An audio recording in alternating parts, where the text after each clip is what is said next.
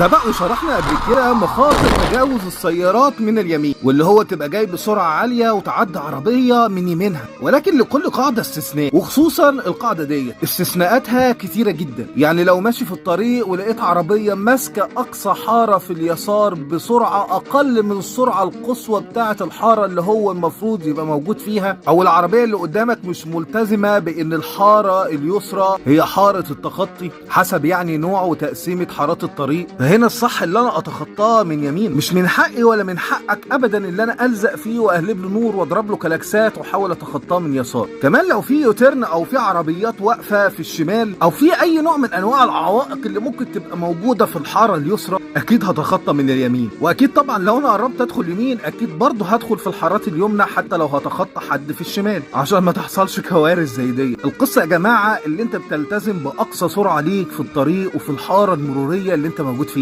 وده مثال باين لي. كنت ماشي على طريق اسماعيليه الصحراوي وملتزم بالحد الادنى من السرعه بتاعه الحاره بتاعتي، ولكن اتفاجئت بعربيتين ماشيين بالراحه جدا وبيكلموا بعض في نص الطريق. فهنا توفر 3 خيارات. الاول اللي انا انزل يمين الطريق بتاعي واللي هو المفروض فيه العربيات سرعتها قليله، والتاني اللي انا اقف وراهم وافضل ماشي بسرعتهم المنخفضه جدا اللي شبه متوقفه، وهنا هتعرض لمخاطر كبيره اللي ممكن حد يجي من ورا ويخبطني. والتالت اللي انا انزل اقصى اليسار بسرعتي اللي اصلا مش عاليه، واحتمال كبير قوي تحصل مصيبه بسبب الحركه دي. هنا التخطي من اليمين هو الصح طبعا بسرعه الحاره المروريه. القياده الامنه يا جماعه مش شويه كلام بيتحفظ، القياده الامنه شطاره ومفهوميه. لو انت بتسوق كده فاكيد انت صح. كمل شير بقى على جروبات العربيات، ربنا يستر طريقكم. سلام.